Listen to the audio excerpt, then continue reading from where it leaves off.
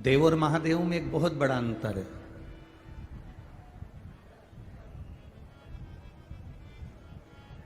देव में और महादेव में एक बहुत बड़ा अंतर है। देव और महादेव में एक सबसे बड़ा अंतर यह है कि देव को पुकारने पर देव दर्शन दे देते हैं।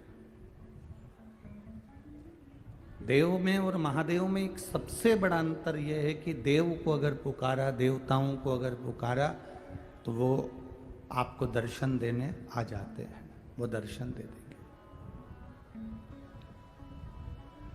देव और महादेव में सबसे बड़ा अंतर है कि देव और महादेव देवता का काम है, अगर कोई ने पुकारा तो वो दर्शन देने के लिए आ जाते हैं, वो दर्शन देने के लिए पहुंच जाते हैं। और महादेव में और देव में एक सबसे बड़ा अंतर ये है कि महादेव दर्शन देने के लिए नहीं आते, जिसने उनको पुकारा है उसको दर्शन के लायक बना देते हैं, उसको ऐसा बना देते हैं कि लोग उसका दर्शन करते हैं।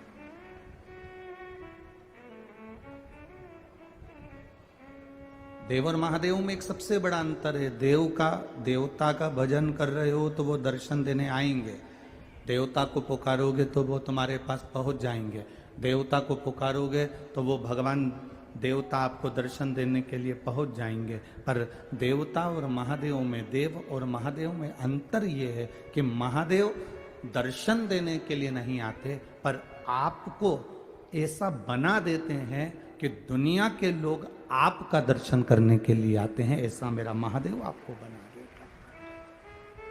शिव की आराधना, शिव की भक्ति, शिव का भजन, शिव का कीर्तन आपको उस मंजिल तक ले जाकर छोड़ देता है जिस मंजिल की आपने कामना भी नहीं करी होगी, जिस मंजिल की आपने कामना भी नहीं करी होगी, उस मंजिल तक मेरा देवादिदेव महादेव आपको ले जाकर छोड़ देता। आपके भजन का जो बल है, आपकी भक्ति का जो बल है, बस वो प्रबल होना चाहिए।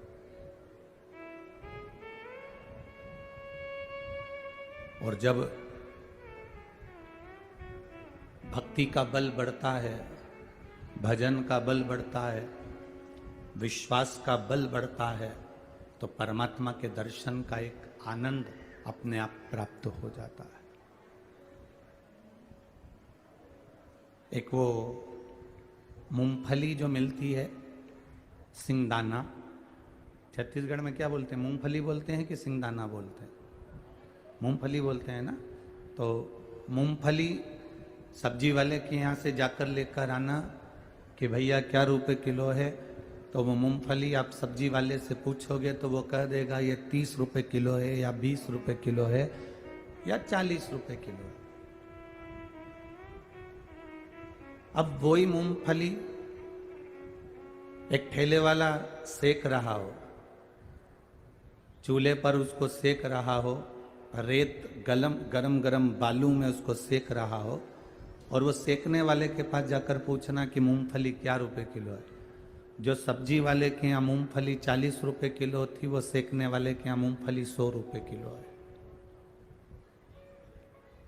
एक भुट्टा, मक्का, वो कच्ची मक्का, कच्चा भुट्टा सब्जी वाले के यहाँ से लेकर आना तो 10 रुपए का दे देगा, 15 रुपए का दे देगा, 20 रुपए का दे देगा। और जिसके यहाँ वो आग में उसको तपा रहा है, सेक रहा है, जिसके यहाँ वो सेकने में लगा हुआ है, उसके यहाँ जाकर पूछना तो सब्जी वाले के यहाँ अगर वो 10 रुपए का है तो सेकने वाला 20 का देगा, सब्जी वाले के यहाँ अगर 15 रुपए का है तो सेकने वाला वो 30 रुपए में देगा, सब्जी वाले के यहाँ अगर वो 20 रुपए का है तो सेकने वाला उसको 40 रुपए में देगा। क्यों? मूंगफली कच्ची है तो उसकी कीमत कम है, सिक गई कीमत ज़्यादा हो गई।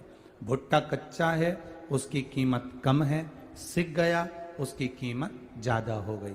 कारण केवल इतना सा है, जो ये संसार सागर में आने के बाद परिवार, नाते, रिश्ते, कुटुंब, कबीले, अपने, पराए, इनके तानों में, इनके अपशब्दों में, इनकी गालियों में, इनके आड़े तिड़े व्याख्यान में पढ़कर जो सिक जाता है, दुनिया की ताप में जो सिक जाता है, उसकी कीमत अपने आप बढ़ जाती है, उसकी पहचान अपने आप बढ़ जाती है, उसकी कीमत अपने आप बढ़ गई, उसकी पहचान अपने आप बढ़ गई।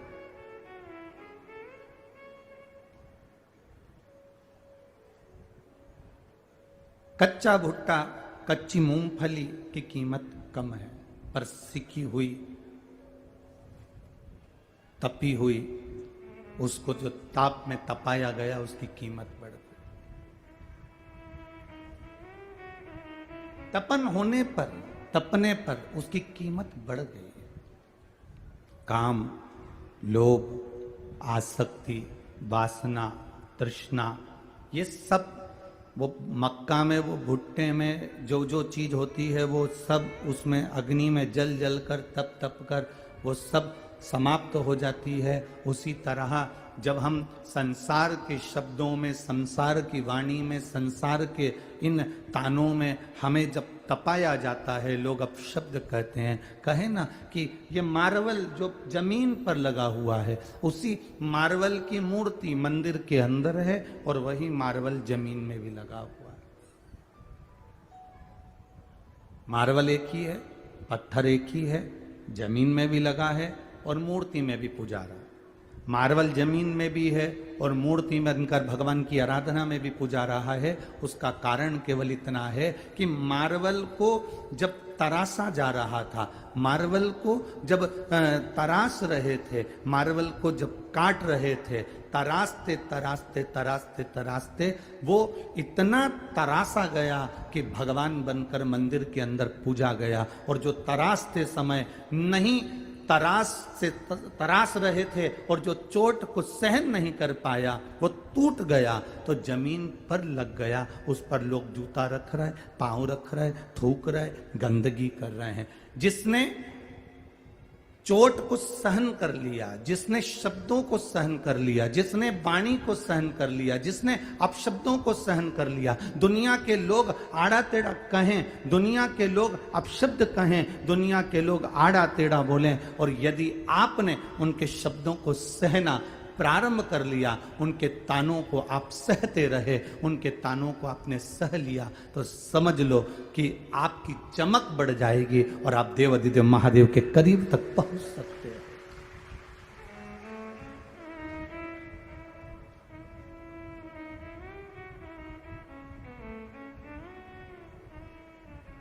ये कहेंगे, ताना देने वाले ताना देंगे, आड़ा टेढ़ा कहने वाले आड़ा टेढ़ा कहेंगे, अपशब्द कहने वाले अपशब्द कहेंगे, बोलने वाले बोलते रहेंगे, पर आपका जो भजन का बल है, आपकी जो भक्ति का बल है, वो बढ़ना चाहिए।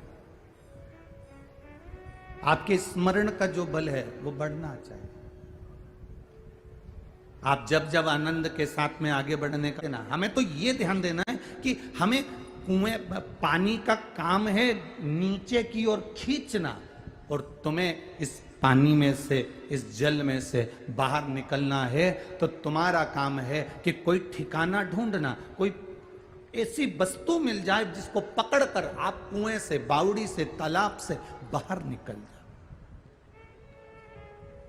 दुनिया के लोगों का काम है आपको अपशब्द कहना, ताना देना, गाली देना, आड़े टेढ़े कहना, पर आपके अंदर वो क्वालिटी होना चाहिए, आपके अंदर वो बल होना चाहिए, आपके अंदर वो आनंद होना चाहिए कि मुझे दुनिया के ताने से कोई मतलब नहीं, मुझे दुनिया के इन कहने वालों से कोई मतलब नहीं, मेरा तो काम है बस जो कर्म मेरा है वो मुझे करना है। इसलिए कल भी कहा था कि मत बुरे कर्म कर बंदे वरना पछताएगा, भगवान की आंखों से तू बच नहीं पाएगा, तू बच नहीं पाएगा। अरे ओ अज्ञानी मत करना जाने, अरे ओ अज्ञानी मत करना जाने, तेरे कर्म का फल भी तू ही पाएगा, जैसा किया तूने तेरे आगे आएगा।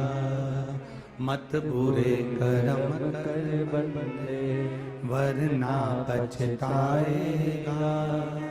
भगवान की आंखों से तू बच नहीं पाएगा, तू बच नहीं पाएगा। ये हमारे ऊपर है, हम क्यों दुनिया के तानों में आए। देवऋषि नारद कितने विचित्र होंगे, जरा सा ध्यान लगा कर देखिए। कितना विचित्रता होगी देवऋषि नारद की, जरा ध्यान लगाइएगा। जो देवऋषि नारद भगवान शिव जी के सामने जाकर कह रहे हैं कि तुम कामदेव को नहीं जीत पाए और मैंने कामदेव को जीता।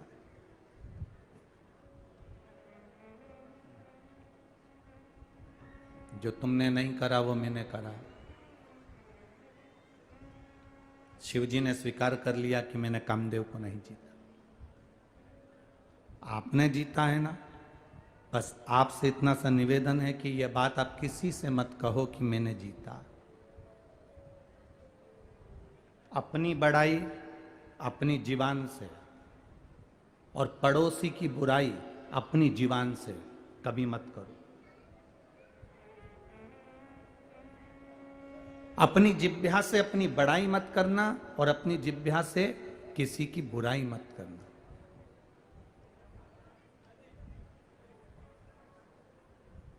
इससे जितना दूर रहोगे उतना सुख पा जाओगे। पर नारद जी मानने को कहां तैयार थे। कल कथा में आपको कहा था, भगवान विष्णु के पास पहुंच गए थे, भगवान नारायण के पास पहुंच गए थे। एक रुद्राक्ष की माला शिव जी ने दी थी, उसको फेंक दिया था देवऋषि नारद ने, जमीन पर डाल दिया कि मेरा सम्मान केवल रुद्राक्ष की माला, केवल रुद्राक्ष की माला। अब नारद जी को समझाए कौन, फूल की माला पहनाते तो वो बासी हो जाती, पुष्प की माला अगर पहनाते तो वो बासी हो जाती। अगर तुम्हें कोई ड्राई फ्रूट्स की माला, बादाम की, काजू की, पिस्ता की, लौंग की, इलायची की ये माला पहनाते तो ये भी आने वाले समय में कीड़ा पड़ जाता। हमने जो आपको माला पहनाई वो रुद्राक्ष की माला पहनाई, और रुद्राक्ष की माला एक ऐसी माला होती है जो सम्मुख में अगर हमारे वक्षस्थल पर भी दिख रही है, हमारे गले में पड़ी हुई भी दिख रही है, तो ना जाने कितने रोगों को एक रुद्राक्ष की माला का, एक रुद्राक्ष रोगों को दूर भगा सकता है। वो माला मैंने देवऋषि नारद तेरे को पहनाई। ये कोई साधारण सी माला जो मैंने तुम्हें पहनाई।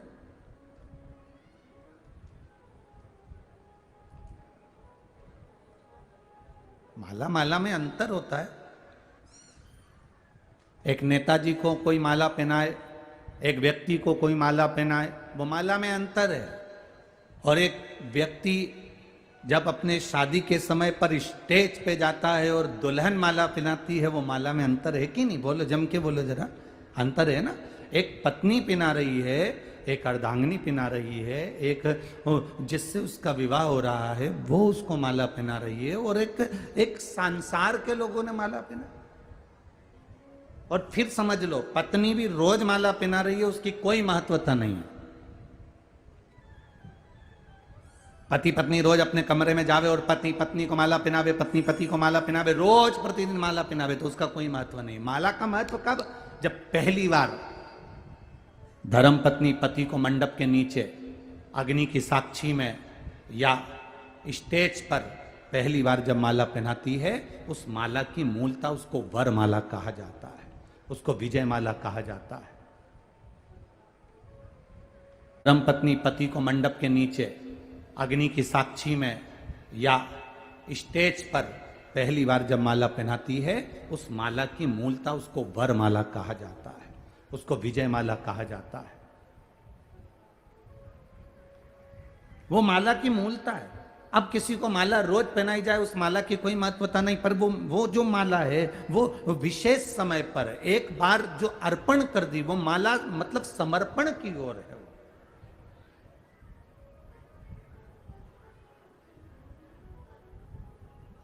तुम रोज मंदिर जाते हो, प्रतिदिन मंदिर जाते हो, प्रतिदिन भगवान के मंदिर में पहुंचकर जल चढ़ाते हो, तुम्हें मालूम नहीं रहता कि आज सोमवार की अष्टमी है, तुम्हें मालूम नहीं है कि आज शिवरात्रि है, तुम्हें मालूम नहीं कि आज बुद्ध की अष्टमी है, तुम्हें मालूम नहीं कि आज बुद्ध की प्रदोष है, तुम्हें मालूम नहीं कि आज रवि की प्रदोष है, तुम्हें मालूम नहीं कि आज वो कौन सी तिथि। आप तो बस रोज मंदिर जा रहे हो, रोज शंकर जी को जल चढ़ा रहे हो, रोज बेलपत्र चढ़ा रहे हो, तुम रोज शिव जी की आराधना कर रहे हो। तुम्हें नहीं मालूम कि आज सोमवार की अष्टमी है, कि रविवार का प्रदोष है, कि बुधवार का प्रदोष है, कि गुरुवार का प्रदोष है, कि तुम्हें कोई अंदाजा नहीं। तुम तो नियम बनाकर बस प्रतिदिन भगवान के मंदिर जाना, भगवान को जल चढ़ाना, भगवान को जल चढ़ाकर बेलपत्र समर्पित कर देना, ये तुमने नियम बनाकर करा। अब तुम्हें अंदाजा नहीं कि आज कोई विशेष तिथि है, जिस तिथि पर अगर कोई भूल से भी जल चढ़ा देता है तो महादेव उस पर कृपा कर देते हैं। लोग कहते हैं सियोर वाले महाराज ने बताया और हमने किया, शंकर जी का कोई उपाय सियोर वाले महाराज ने बताया, हमने किया। लोग कहते हैं सियोर वाले महाराज ने यह बता दिया, हमने किया। हम कहते तुम्हारा वो करा हुआ काम नहीं करता, जितना तुम रोज मंदिर में जाकर जो जल चढ़ाते हो और तुम्हारे अनायास तुम्हें ध्यान नहीं रहता कि आज कौन तिथि, कौन वार, कौन नक्षत्र, और तुमने बाबा को जल चढ़ा दिया तुम्हारे अंदाजे से बाहर, और तुमने भगवान शिव को रिझा लिया और बस तुम्हें उसका फल प्राप्त हो गया, तुम्हें उसका फल मिल गया।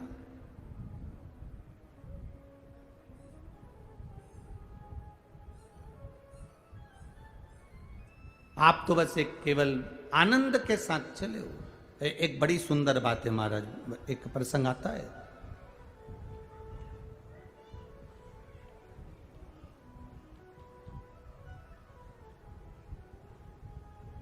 एक संत की कुटिया,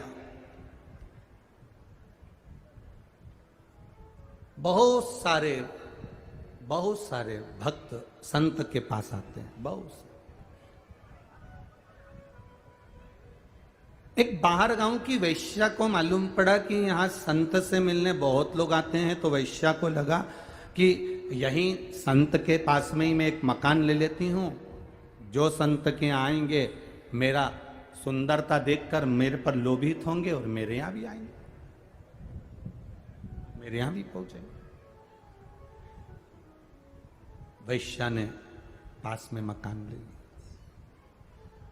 संत के यहां भीड़ पड़ती, वैश्या के यहां भी भीड़ पड़ती, पर वैश्या को लगा कि इतनी भीड़ संत के यहां आती है और इतने लोग संत के यहाँ पहुँचते हैं, वैश्या को लगा कि जितने तो मेरे यहाँ नहीं आते उतने संत के यहाँ आते,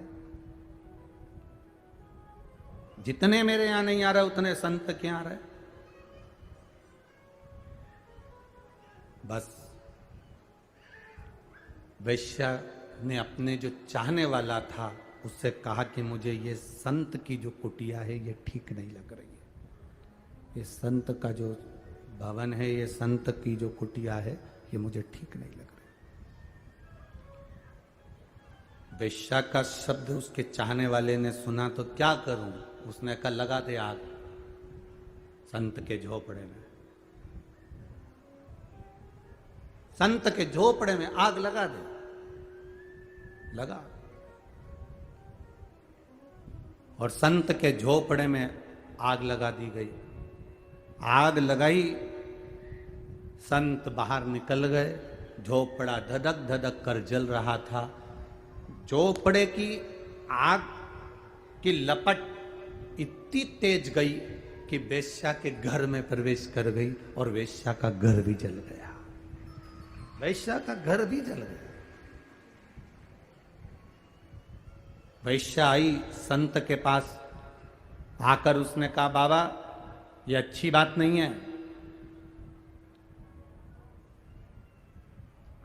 आपने मेरे घर में आग लगवा दी है। संत कहते हैं मुझे तेरे से मतलब क्या जो मैं तेरे घर में आग लगवाऊं, ना तो मैं तुझे पहचानता हूं, ना मैं तुझे जानता हूं, ना कभी तेरा और मेरा कोई परिचय हुआ, तो मैं क्यों आग लगाऊंगा?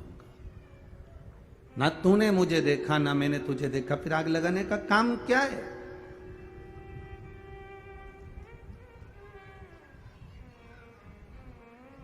मैं क्यों आग लगाऊंगा? वैश्या कहती है नहीं, आपने मेरे भवन में आग लगाई है।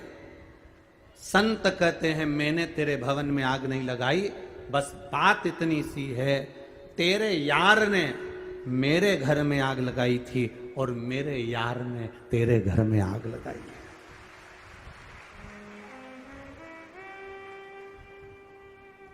हम जिसका भजन करते हैं ना, हम जिसका स्मरण करते हैं, हम जिसका कीर्तन करते हैं, शिव महापुराण की कथा कहती है आपको जवाब देने की जरूरत नहीं पड़ती, जवाब आपका महादेव देता है। जवाब आपका महादेव देगा, आपको जवाब देने की जरूरत नहीं है। आप क्यों जवाब दे रहे हो? क्यों आप शब्द कह रहे हो? उसने गाली दी, पलट कर आपने गाली दे दी। भगवान कृष्ण को गाली पर गाली बुआ का लड़का दे रहा है, शिशुपाल।